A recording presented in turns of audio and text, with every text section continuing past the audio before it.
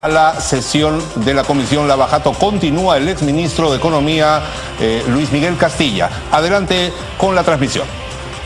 ¿Qué le ha dicho acá? Y él ante esta comisión ha afirmado que los plazos eran extremadamente cortos para las decisiones que se tomaron, que debieron haberse extendido más para que las decisiones pudiesen haberse sustentado de manera adecuada. Ya que usted le ha dado validez a lo que el señor Cacique ha dicho, ¿qué le parece su afirmación con respecto a esto? Y que nosotros estamos cuestionando, ya que los plazos, como le demuestro objetivamente, eran bastante cortos, ¿no? Bueno, yo le respondo objetivamente que a mediados de mayo hubo una reunión en la cual yo convoqué a todos los postores y les hice la misma pregunta. ¿Usted siente que va a llegar a la fecha? Y todos unánimemente dijeron que sí, uno.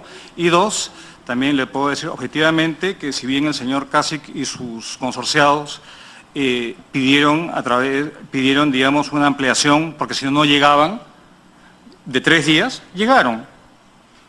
Entonces, objetivamente pasó eso. Ellos presentaron sobre 2 y sobre 3 el día 26 de junio. Si no hubieran llegado, digamos, porque los plazos eran imposibles de cumplir, no hubiesen presentado sobre. Entonces es un dato objetivo. Ellos llegaron a presentar su propuesta. Seguimos con las sesiones no presenciales.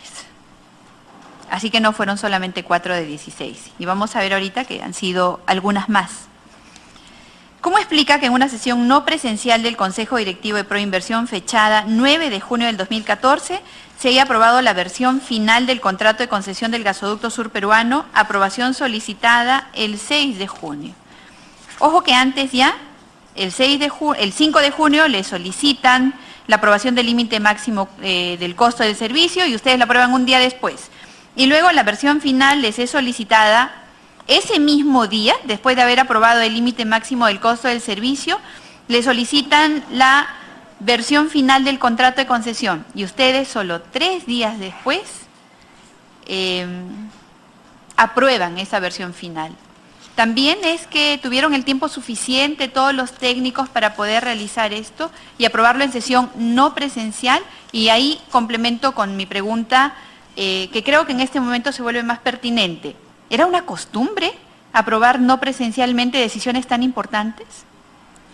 Y le reitero mi respuesta, que es similar a la pregunta formulada anteriormente. No es que el contrato llegara, digamos, sin verlo en la fecha, el día previo. Había un acompañamiento constante de todo este proceso desde el día que empezó. Un acompañamiento de los técnicos de los ministerios, en particular del Ministerio de Economía en sus áreas de competencia y del Ministerio de Energía y Minas. Entonces, al final, la virtualidad o ser presencial, digamos, se torna de segundo orden cuando, si es que ha habido este proceso, digamos, continuo y de rendición de cuentas de estos equipos a sus viceministerios y los viceministros, a su vez, hacia mi persona, en el caso del Ministerio de Economía. ¿Cómo será en otros ministerios? Yo no sé, pero así actuábamos nosotros. O sea, sí hubo el tiempo necesario para garantizar que la versión final del contrato era la adecuada. Evidentemente, porque si no, no lo hubiésemos, no hubiésemos aprobado esa versión.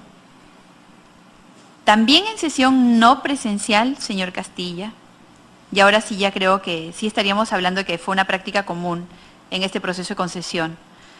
El Consejo Directivo de Proinversión aprobó los factores de asignación del costo de servicio del proyecto Gasoducto Sur Peruano, habiéndose aprobado previamente el límite máximo. ¿Cómo explica esto?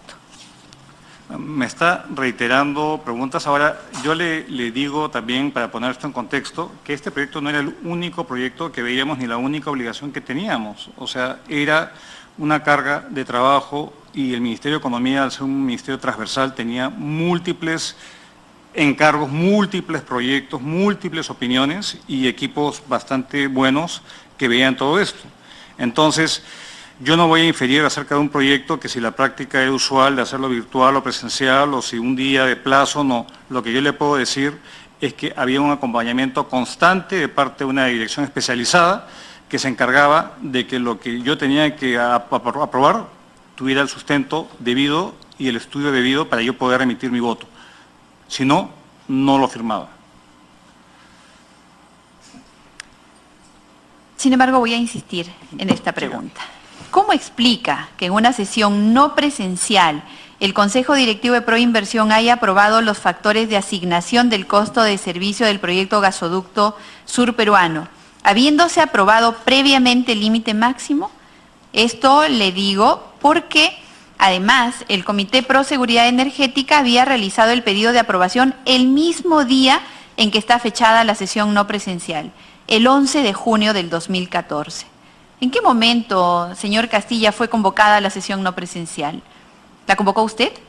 No, quien convocaba todas las sesiones de Consejo Directivo era el comité, le trasladaba el pedido al director ejecutivo de Proinversión y él solicitaba que se agendara una reunión de Consejo Directivo. ¿Y todo esto ocurría en el mismo día? ¿En el mismo día llegaba la solicitud, hacían todos los estudios, o en todo caso ya, como usted dice que eso era permanente, en ese mismo día corroboraban toda la documentación, la agendaban, convocaban y aprobaban? Estamos hablando de una situación recurrente en torno a este proyecto. Le estoy hablando de que éramos diligentes dado que tenemos ese acompañamiento constante en cumplir los cronogramas. Acordémonos que este proyecto fue encargado, le fue encargado a Proinversión en febrero de 2013 y se decidió cambiar el cronograma para poder hacer la licitación del nodo energético para anclar la demanda de ese proyecto.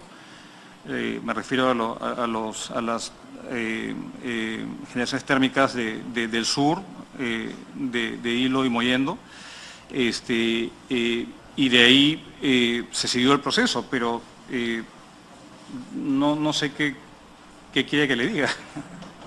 Le estoy diciendo cómo fueron las cosas. ¿Hubo diligencia? Hubo diligencia. Si usted me dice hubo negligencia. ¿Hubo diligencia solamente para ser expeditivo? ¿Tuvieron el tiempo necesario? Y con todos los proyectos. O sea, ¿fueron diligentes para ser súper expeditivos con este proyecto que involucraba miles de millones de dólares? Con todos los proyectos hemos sido muy súper diligentes, señora Presidenta. Diligentes expeditivamente. Diligentes en el tiempo que hay que tomarse para poder reflexionar y poder analizar debidamente los documentos también. Bueno, yo le estoy diciendo la experiencia que yo tuve. Si es que hay otras administraciones que toman más tiempo o menos tiempo, serán de ellos de sustentarlo. En mi caso, yo aseguraba que todas las decisiones nuestras estuvieran debidamente fundamentadas y a mí la certeza que me daba era que mi equipo técnico acompañaba todo el proceso.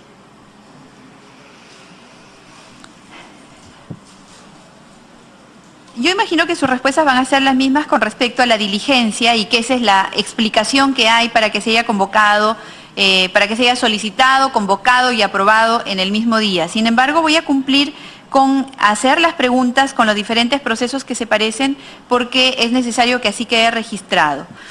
¿Cómo explica usted, señor Castilla, que en una sesión no presencial del Consejo Directivo de Proinversión de fecha 7 de julio, tomó conocimiento de un oficio de fecha 24 de junio del concursante Gasoducto Peruano del Sur, que el 7 de julio ya había sido descalificado, solicitando ampliación de plazo para modificación de consorcios participantes en el concurso? Sí. ¿Puede repetir las fechas, por favor? ¿Y cuál es el número de la sesión? Es el 7 de julio, la fecha es el 7 de julio. Julio. Julio. 7 de julio ya se había dado la adjudicación, ya se había abierto, la buena procedió el 30 de junio. Claro, el 7 de julio ha sido descalificado. No. El segundo proveedor. No sé, de repente está con... Acá yo tengo todas las actas de los consejos directivos de Proinversión, las fechas.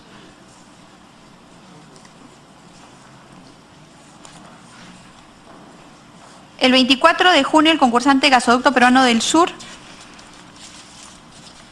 Ustedes toman conocimiento de un oficio el 24 de junio del concursante Gasoducto Peruano del Sur con respecto a una solicitud de ampliación de plazo. A ver, un momentito, por favor.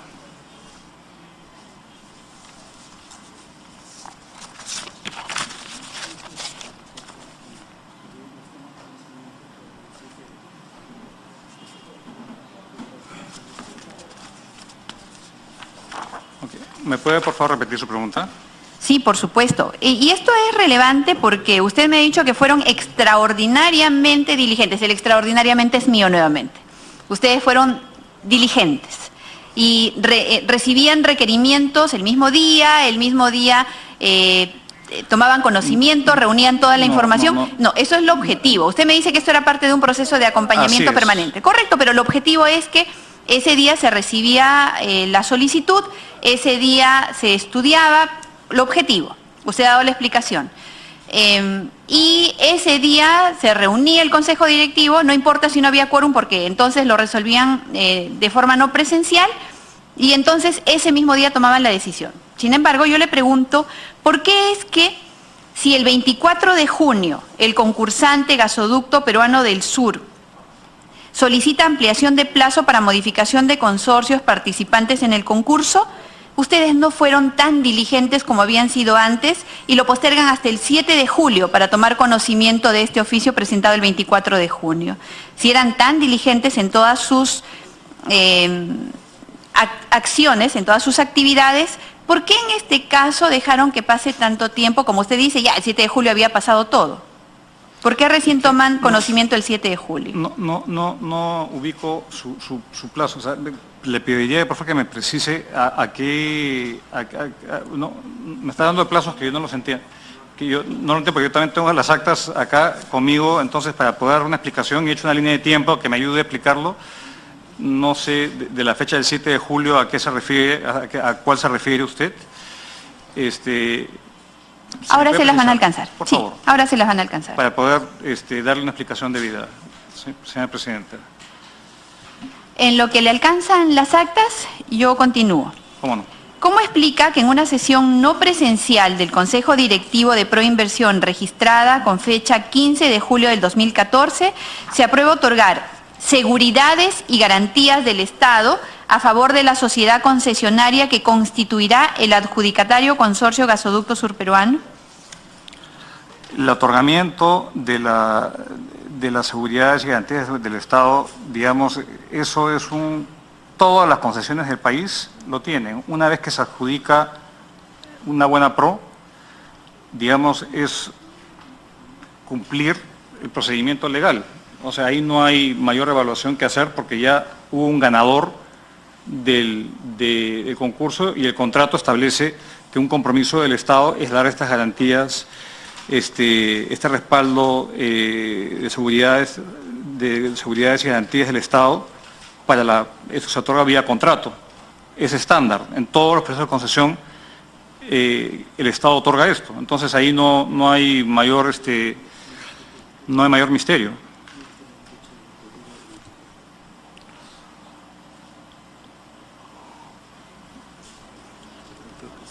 Este es el acta del 7 de julio. ¿De quién? Del Consejo Directivo de Proinversión. ¿De qué? ¿Cuál acta? acta? 611.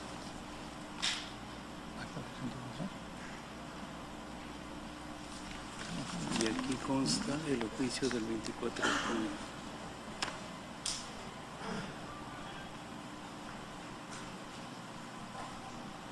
Ya. Ok. La modificación, a ver, para darle con precisión, ya sé de lo que se refiere porque no entendía exactamente a lo que usted se refería. En este concurso hubo un hito que no estaba, digamos, usualmente en ningún proceso de concesión se establece una fecha límite para la conformación de consorcios. No hay ese hito.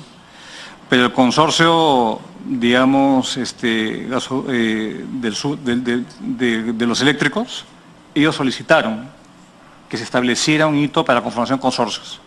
Y se puso como fecha el 20 de junio. Entonces, para empezar, fue una solicitud realizada al comité para que establecieran un hito que no existía usualmente en los concursos. Entonces, ellos después piden que se modifique esto. Y no había, digamos, precedente de estar modificando cosas que no eran parte del proceso. Ya ellos establecieron, pidieron que hubiera un hito para que a tal fecha se conformen los consorcios. Y eso se accedió el 20 de junio, una cosa, digamos que no, ponía un hito más, no dañaba ni perjudicaba a nadie. Entonces, ¿por qué ir cambiando las reglas del juego cada, digamos, a cada rato? O sea, es un sentido común, pero finalmente la decisión que fue validada por el Consejo Directivo la toma el comité, digamos, especial y la eleva al Consejo Directivo. O sea, Sí. la razón fue esa. Claro, digamos. si la solicitud que fue aprobada de ese hito que no tenía precedentes se aprobó el 20 de junio, No, ese es el hito. el hito se aprobó el 20 de junio que no tenía precedentes y que era, entiendo, inocuo, ¿no es cierto? No significaba... O sea, de repente significaba algo para ellos, se lo estaban pidiendo. Pero en todo caso, no había para precedente. el proceso era inocuo y no tenía precedentes. Tenía, entonces, digamos, ustedes debieron haber atendido la solicitud de ellos de una prórroga. ¿Por qué? ¿Por qué no? ¿Y por qué sí? Le digo, o sea, Porque usted era el presidente del Consejo Directivo de Proinversión A ver. y su trabajo era garantizar la máxima competencia, su trabajo era garantizar que haya la mayor cantidad de postores a fin de asegurar que los procesos se lleven de la mejor forma. A ver, yo le respondo, Presidenta, de que ha habido un proceso competitivo, porque han habido 7 empresas que después dos han consorciado y una corrió por sí misma y 2 presentaron sobre 2 y 3. Eso es un proceso competitivo.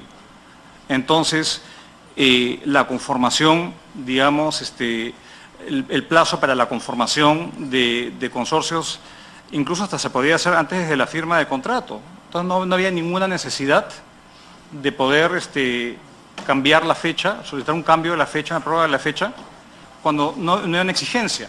Digamos, se lo podían hacer después. Era una solicitud de parte de los postores. Y se denegó porque esto no... sí, se le denegó. Por supuesto, porque no se aceptó. Se quedó como 20 de junio, la única fecha. Claro, lo del 24 recién dan cuenta el 7 de julio. Y Lo del 7 de julio, no sé, digamos, porque el proceso para mí termina el 30 de junio, la parte de concurso, y después viene toda la parte dirigida hacia la firma del contrato, que se hace el 23 de julio, digamos, posteriormente. Entonces no ignoraron, denegaron la solicitud de una ampliación solicitada por uno de los postores en un proceso en el cual había muy poca competencia. Yo no diría que poca competencia para un proceso de ese tipo. Reitero, los números. 40 empresas compraron, o 40 empresas o similares a empresas, porque había también algunos estudios de abogados, mostraron interés, 23 compraron las bases, se precalificaron 7, grandes empresas todas, y de ahí se consorciaron 2, y hubo una que corría sola, y al final del proceso 2 presentaron sobre 2 y 3. Ahora, si usted me dice que eso no es un concurso, y que después porque un acto de presentar una carta fuera del proceso, que estaba prohibido en las bases, o sea, las bases, cuando uno habla de la descalificación, si uno no, lo que las bases decían con claridad, era, digamos que si es que, permíteme un segundito.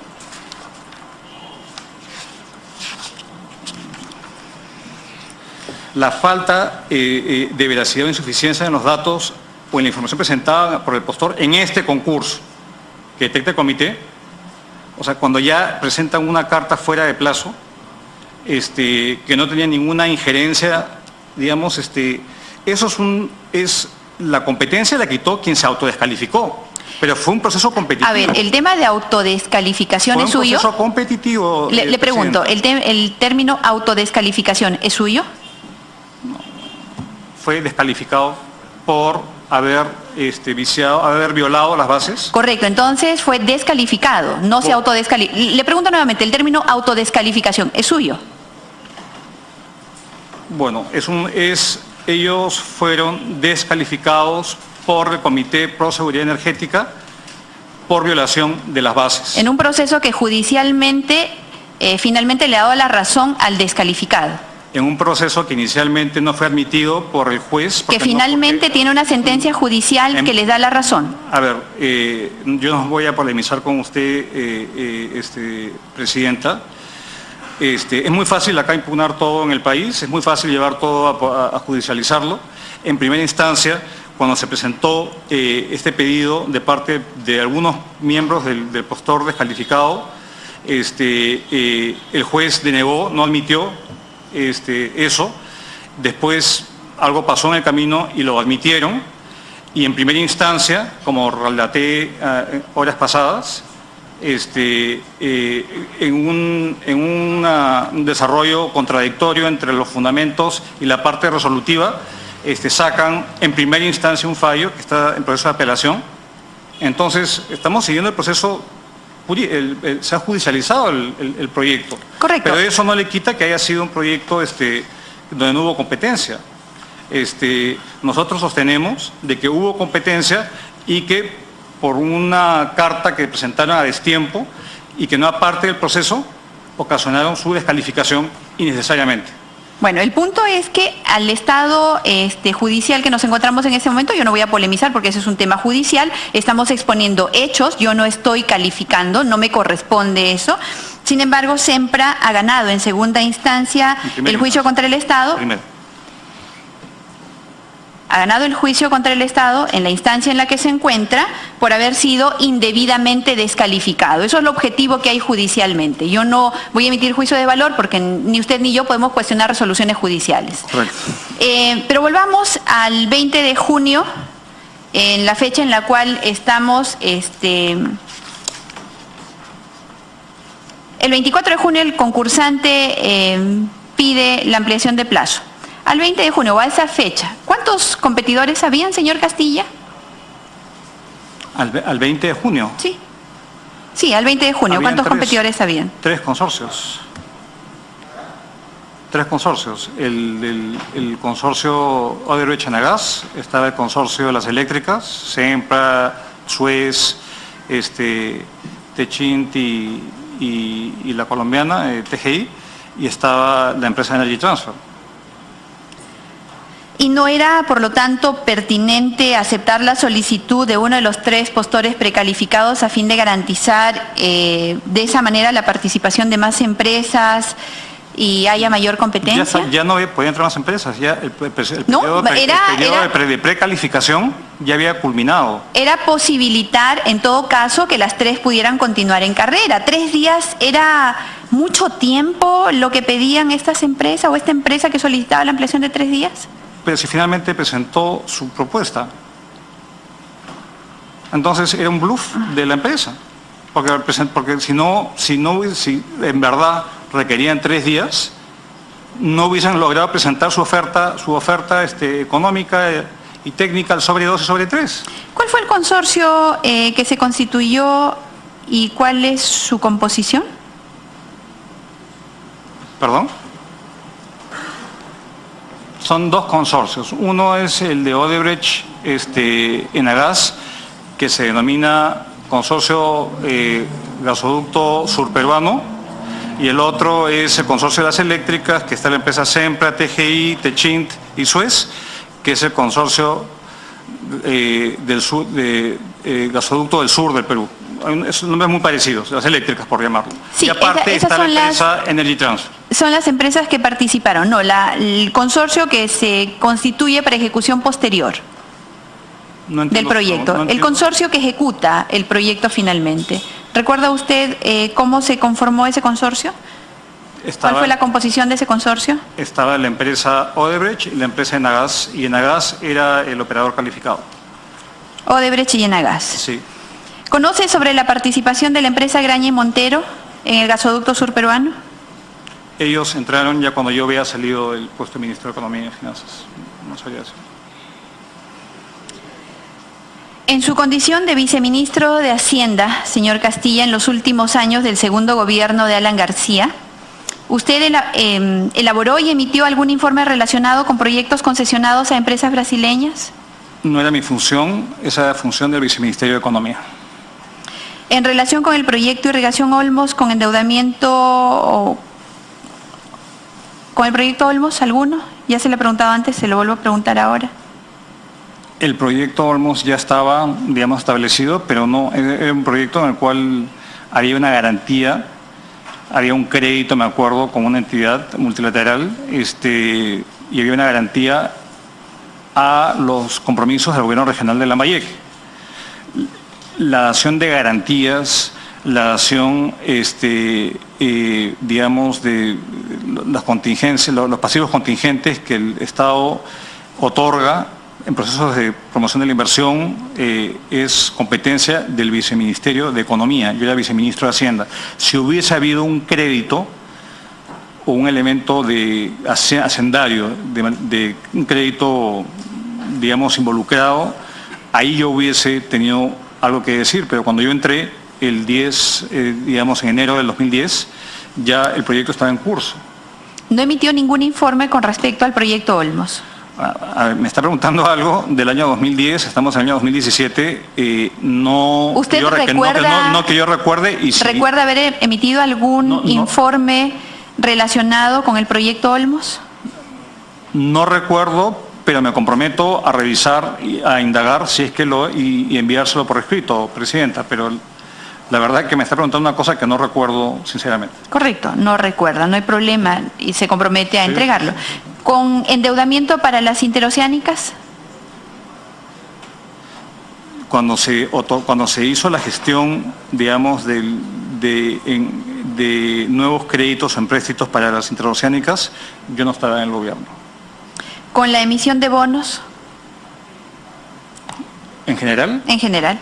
Sí, claro, esa sí es función, digamos, esa sí es una función exclusiva y excluyente del Viceministerio de Hacienda.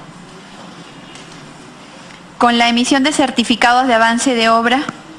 No, eso lo otorgaba el Viceministerio de Economía. Ellos veían los procesos de concesión, incluido esto. Esta emisión de bonos, que era función exclusiva y excluyente del Viceministerio de los bonos soberanos del Estado peruano. ¿Alguno relacionado con empresas brasileñas? No. ¿Emitió informes con la autorización de pagos adicionales con respecto a Olmos o las interoceánicas? No. A ver, quien emite pagos adicionales y gestiona pagos adicionales es el sector donde se encuentra el proyecto. Si es un proyecto de transportes, es el sector de transportes, es el dueño, o bien sea por obra pública o bien sea por concesión, es el sector, digamos, y según, o arbitraje o según el contrato que tenga previsto, o si hay una controversia, lo que fuese, es responsabilidad del sector, y nosotros anualmente presentamos la ley de endeudamiento, la ley de presupuesto, la ley de equilibrio financiero, como es el caso de estos días acá en el Congreso, donde se establece, digamos, todas las necesidades de cómo se van a financiar los pliegos con recursos ordinarios o con cursos de endeudamiento o determinados, canon o lo que fuese.